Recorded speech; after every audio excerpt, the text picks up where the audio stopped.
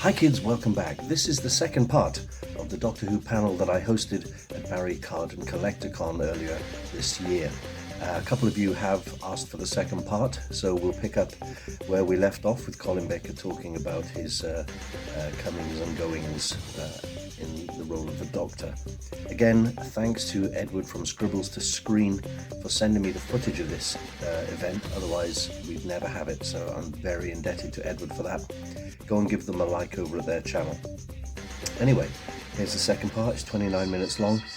Enjoy, I'll see you at the end. I didn't mind, in fact maybe I did tell him, I can't remember now. I think I didn't, because he said don't say anything. And I didn't know. There was a lot of that went on. They were very paranoid in that office. Right. And they said don't worry, we're getting rid of Nicola Bryant. And I said, no, I wanted to stay, which is why they haven't said anything to you. Because I insisted on your staying. Oh yes, of course. I don't mind my contracts.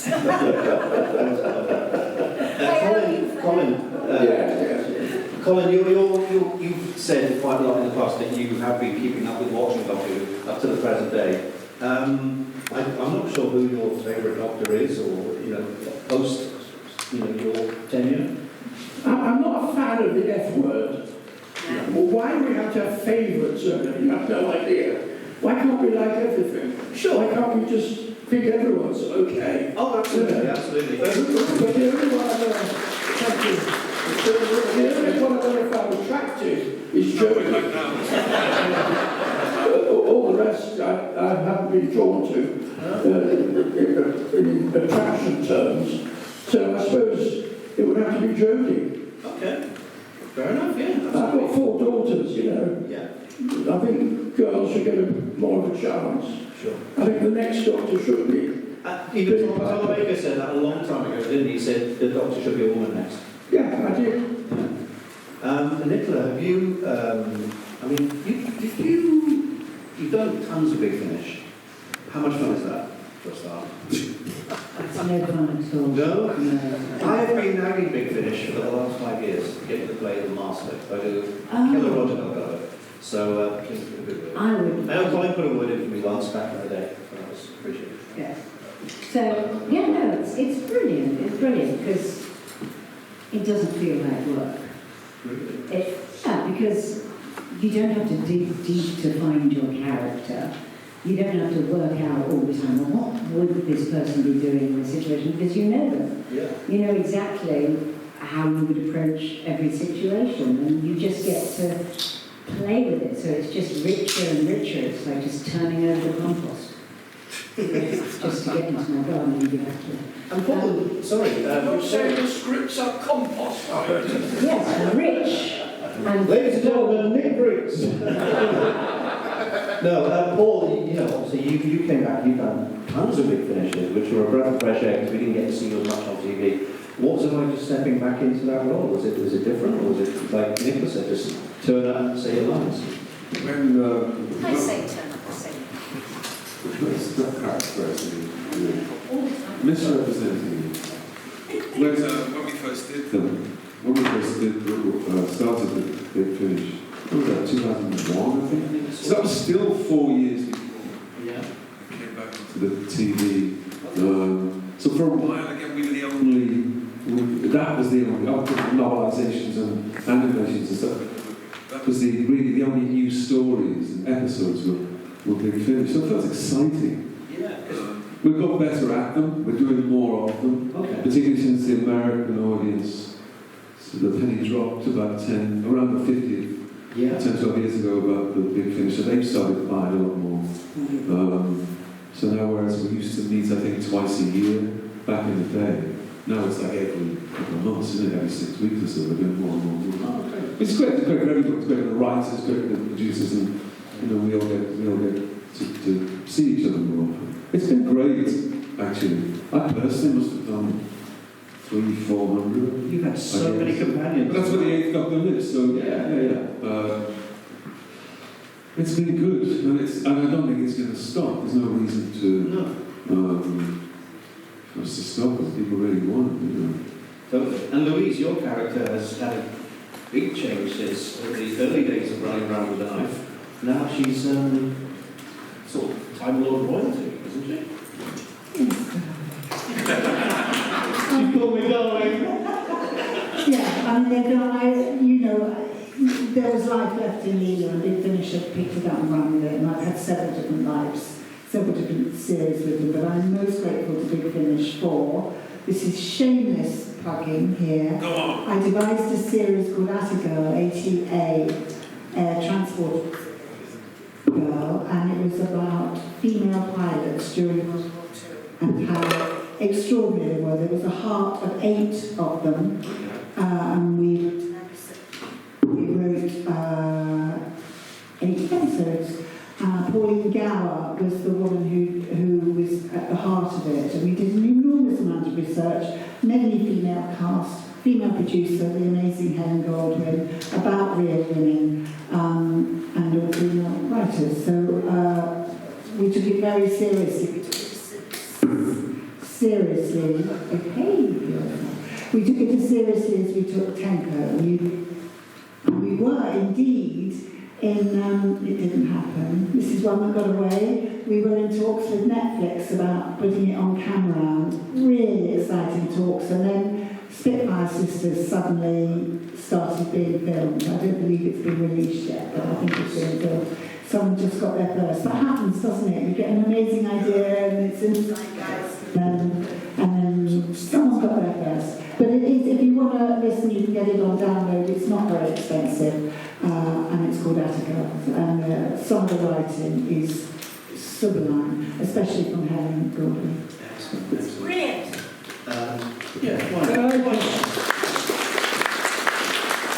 While you were talking, something occurred to me. I wonder, there must be somebody out there who likes doing this kind of research. I suspect there's more Big Finish Doctor Who out there than the sum total of the hours of television Doctor Who. That's very, very which is an extraordinary thought. No, there must be. Yeah. Big Finish is now the biggest producer of audio in this country. It's overtaken the BBC. Wow. Okay. From a little shed with a plastic corrugated roof. Yeah, to what they are now. It's incredible. Wow. I know 90% of the people in here will have a question, so I'm going to try and run around and pick people at random. You were first, front row, fair play to you. Either that or I'm short-sighted, but let's find out your questions. Paul and Colin, you both returned for cameo appearances for Jodie Scarlett, the character, the Doctor, a couple of years ago. How were you approached for that, and what were your reactions when you were on? I was surprised, but happy because I've never been in an episode. So. And as usual, they tell you about a week before they want to do it. So. That's just how it happened. That answers the question, how you approach. That's how they do it. What are you doing next week? Do you want to go to Cardiff for a day? That's what your costume waiting when you get there kind of vibe. I really liked it. Personally, I was really liked it. I wish we'd have all been there on the same day, though. Yeah. That would have been a bit more sociable. But at least you're a BBC doctor now. Yeah, bona fide. Yeah. I didn't meet Jodie, though. Jodie wasn't there either then. So I had to do my lines to a brush hole or something. Yeah, she was there. I did it. Yeah, all right. Poor chance. You probably weren't available. Were you? Remember the gag in Finest Doctor? Yeah. Oh, she heard. First of all, I was not available. I think she heard I was gone. She just went to Natalie. Yeah, my answer is exactly the same. You suddenly get a phone call, they're doing this, all right, let me know, and then you get one half an hour before they're filming, where are you? Yeah. You know, that kind of thing. Yeah. It's, yeah. Who's next? Oh, sorry, it's Andrew, isn't it? Andrew, yeah. Let's see what you can follow. Louise, you've been in Emmerdale and EastEnders. Would you ever appear in Coronation Street? Of course you would. Is it then you get like national treasure status? You got to do all three of I did them. do River City. So, Exactly. we did do a Corriedale, but you know, when we mashed the two soaps together, but unfortunately I wasn't in that one. I was looking forward to getting pissed with Maureen Lip. I think I would do Corrie. We have, you know, the directors kind of do a circuit of the EastEnders and then Corrie and then us, and they say by far that Emmerdale is the most pleasant one to work on. And I have a theory, because we spend half our life out on the Yorkshire moors and we're not stuck in a studio, that the farm and the village itself becomes another character in the piece. I mean, going to work as the sun's coming out and our pretend village is the entrance. We're very, very high, very near Ilkley Moor, Eckhart, around that area. And it's breathtaking. And there are deer, and there are rabbits, and there are pheasants, and it's like, this is my office. And I love it. Do you think there's a general truth that if you go on to some, as an actor, if you go on to some, what do they call it, continuous dramas, I mean, Emmerdale's been on for decades, right? Well, I was in 73. Right, so it's really ages and ages. You know, it's found its audience. It's long running. It's all established. They're really confident. It's all there. So these are pleasant things to go and work, aren't they? There's no untoward dramas. And that maybe but last year, I fell off a stage. I'm in very good company because I understand Ian McGann and Stephen Fry, we've all done it. Anyway, I broke 3 bones. National treasures. National treasures. Yeah. But it's part of the rights. I broke 3 bones and I went to the hospital the next day, and I cannot tell you how much pain I was in. And I refused to take any of the painkillers for all sorts of other reasons. Anyway, suddenly I turned around and Zoe Henry was there. She plays my daughter in Emmerdale, and she stuck by my side for 4 days and 4 nights. And that's the kind of family that I have started working with. It really is like a second family. And so much so that the nurses were saying, is she your real daughter? Okay, let's have some hands on this chat in a second. Hello, everybody. Who was your favourite writer when you were on Doctor Who? Who took a writer when you stand out for you? Robert, yeah.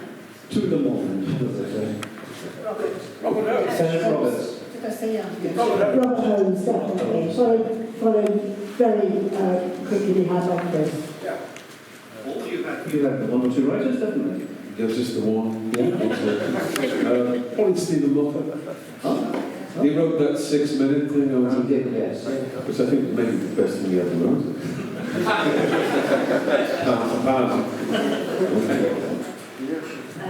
Yeah, the same, Robert Holmes. Yeah. But also Philip Martin, I think. Yeah.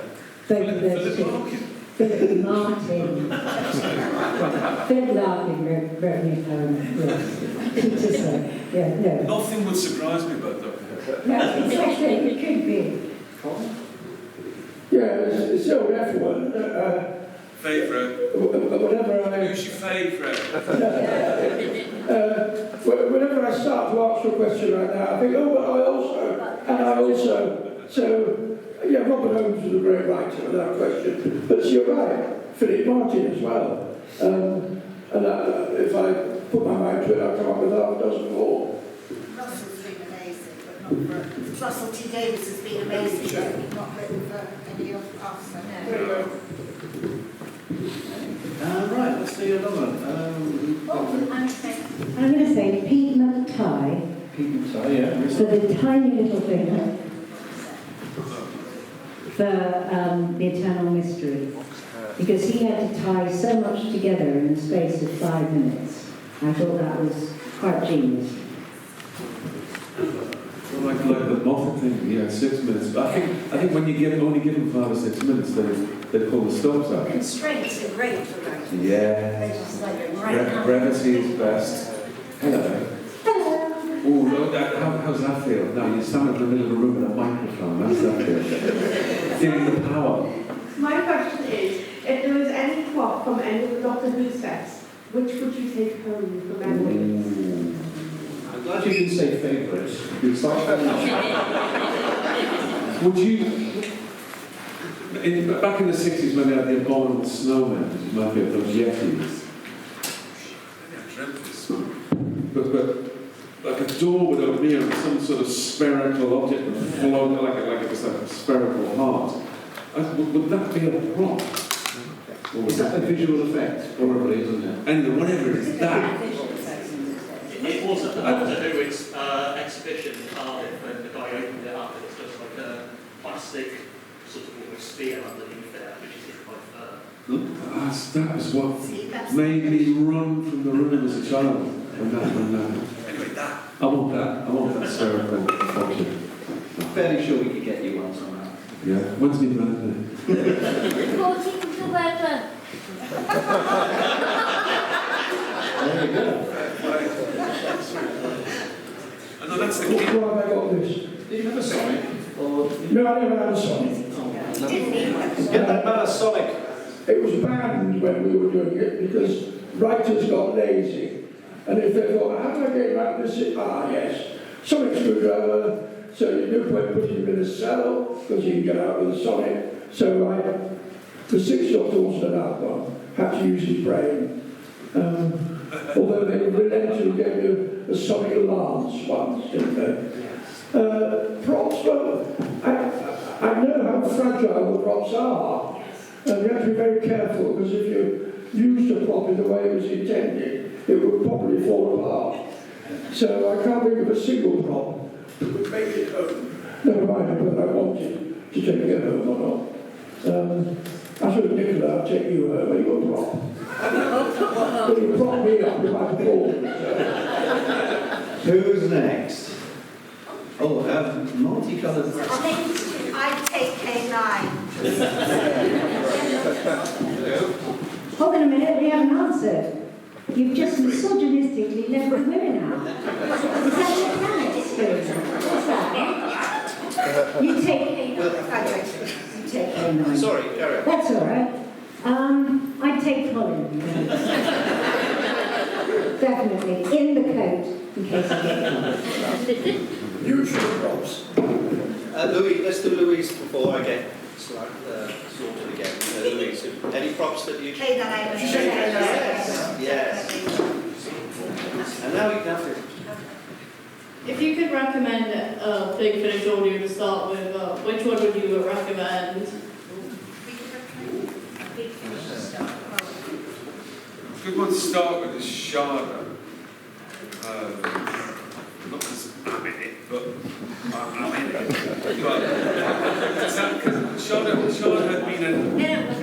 Sharda had been an episode, I think, in the 70s that it hadn't been completed or something, or it wasn't televised. So we did that. It was one of the first that we did in, I think, about 2002. That's a really good one to start. Yeah. Or come right to the other end and do something that one was made just a few weeks ago. That's my view on the matter. Hello. Rob of the IC9, written by John Dorney, is brilliant. And there's another one, and the name is just out of reach for me. It's called The Something Experiment, and it begins with C. Comash. Yes, Cromash. Brilliantly written, those two. It all comes from The text, really, because all we are basically is a channel between the writing and the audience, and we just have to deliver it in the cleanest way possible, and those two scripts are amazing. I would say if you've not listened to Big Finish and you wanted to know what happened at the end of our era together, you could start with The Widow's Assassin, because it starts from exactly where the television series finished, and it explains why the doctor didn't go and check what had happened to Perry, because she supposedly had been married off to a warlord, etc. So that's a great story, in which you discover what the doctor was really doing, and what an incredible hero he is.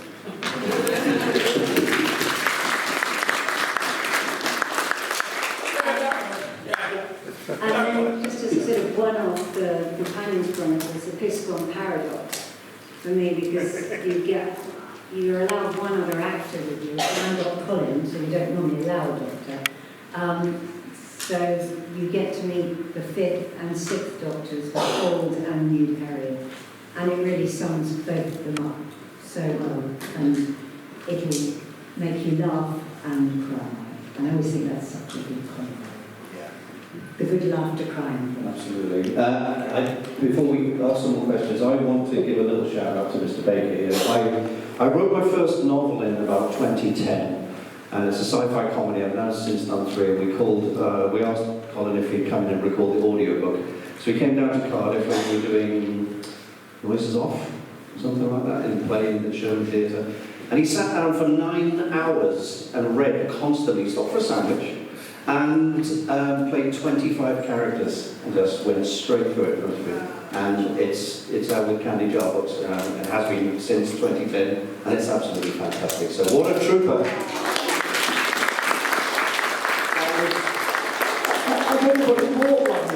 Yeah, we nearly saw one. But you know, for me personally, my first ever thought, I was like, is this going to do anything? And to sit in a recording studio in the comfy bit with the armchair and the producer, and you've got a big pane of glass there, and I couldn't quite see it, but you can hear the 6th Doctor reading words that you've written. Absolute treat. We have to get you guys in at some point. It'll be brilliant. Thank you. That's all right. Checks in the post. Who has a question? Peter Davidson over here. Hello, Peter. So my question is for Nicola. Do you know where the name Purple Gilliam actually came from? I'm sorry, I couldn't Let's go to the microphone. Where did the name Perpigillium come from? If John Edmund Turner is to be believed, which I think he is, he said he read it in a novel. He never said what the name of the novel was, or who the author was, but he said he found it in an American novel, and so he said, I think this is a well-known American name, and I was like, no, it's not. But he loved it, and admittedly he did in the same breath go, but she's not going to be called Perpigillium throughout the whole thing. I said just because she'd be dead by the time you got to the last syllable. If you were trying to shout, look out, oh, she's dead. So, yes, and I love the name Perry. I think it's a really lovely name. But Perpigillium, yes, she was just, you know, we are all sometimes given these names by our parents that we go, what were they thinking? And so, yeah, she definitely had the parents who would give her a name that would leave her spelling it for people for the rest of her life. Thank you. Okay, any more questions? So Nicola, do you have any memorable stories about filming Planet Fire? If I was to write a book about Doctor Who, Planet of Fire would be 99% of the book. So much stuff happened in the first week of my life filming in Lanzarote. It's like my family saw this girl go away for a week and somebody completely different came back a week later. For example, I'd never sworn. I had never sworn. And I was on the plane flying out to Lanzarote, and there were these really loud, drunk, noisy people at the back of the plane. Of course, that was the crew. And when we flew back, I was with the loud, drunk, noisy people on my way back, with much bigger vocabulary. So many stories. I'll tell you one about Planet of Fire, about, I know you're a fan of Turner's. So Mark was very sad to be leaving the series. I hope you wouldn't mind me telling this, but he was very sad to be leaving. And not that he didn't want to do other things, but you understand that it's a unique position, mostly. Emmerdale's another exception, where you meet a family. And very much Doctor Who is part of being in a family. And we were all partying quite heavily in Lanzarote. So we'd finish filming and then we'd have dinner and then we'd wait until the disco closed, which was about 2:30. And then we'd sit by the pool, and then maybe I'd get an hour's sleep, but mostly I didn't, because I had to get on the coach by 5 a.m. But when you're 20-something, you can do that. But there was one morning we were getting on the coach to go off to filming, and bless him, Mark had fallen into a cactus. So he was on the coach, and he was just covered in cactus spikes. And I said, "Are you all right, darling? You're bleeding." And he said, "Yeah, I know I am. I'm really upset to be leaving." I said, "No, your face. He said, "Oh, I'll just follow the cactus." So there was a lot of sweet, lovely, silly little stories and wonderful things that happened on that first week. Yes, he didn't feel the cactus, he felt the pain too, which I thought was a little bit. Okay, last couple of questions before we start rounding it up. Who's the numbers? The gentleman over here now. Hello. Just a quick one for you, really, Paul. I was just wondering, so you mentioned the TV movie earlier, the restoration of it. Do you know if Nick Briggs is involved? Of course, we see the Daleks in that. Or is it going to be the same as originally ran? You mean involved in the restoration of it? Just in terms of voicing the Daleks at all? Or? Oh, yes, because at the start there was a Dalek voice you could hear. That I don't know. I'll find out tomorrow. Oh, But yeah. it wouldn't surprise me though if he were. It seems like the kind of thing you would be involved with if he was. Yeah, I understand. Who knows? Who knows? Anyway, all will be revealed tomorrow. I wish I knew the answers to that. Any more questions? I'm trying to grab someone. He missed off, he isn't. Let me just grab a chat from the back. I'll be.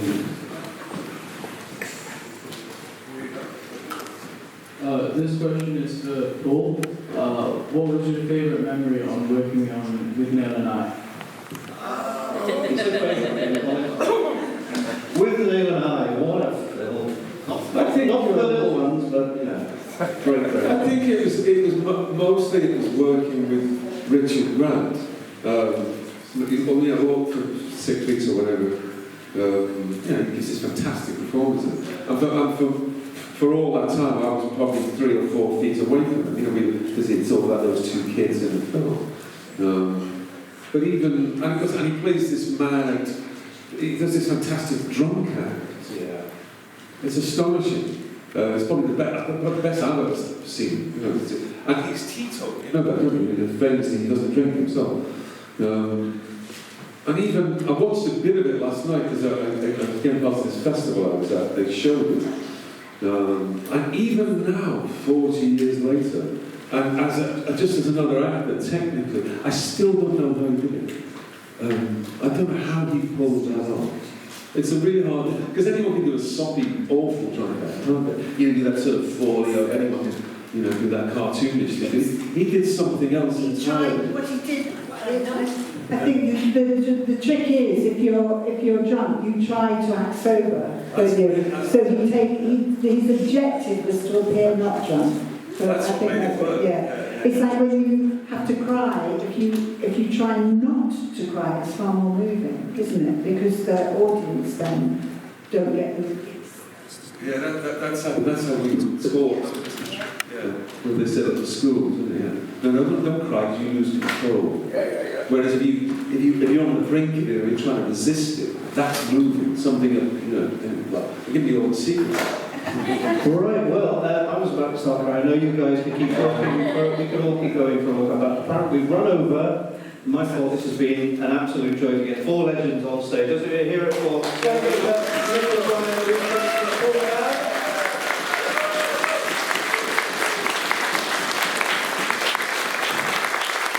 And of course, we'll be downstairs signing and photos and all that kind of stuff, so thanks for coming.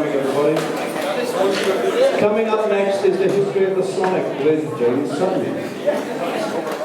Okay, there you have it. That was the very enjoyable panel with Colin Baker, Nicola Bryant, Paul McGann and Louise Jameson. All of them were fantastic that weekend, and it was nice to meet up with Colin for the first time in many years after he recorded my audiobook, Kangazang, which is still available from Candy Jar Books, by the way, if you want it. Anyway, thanks for watching, and I'll catch you next time. Take care now. Bye-bye then. Now, what do you have to remember?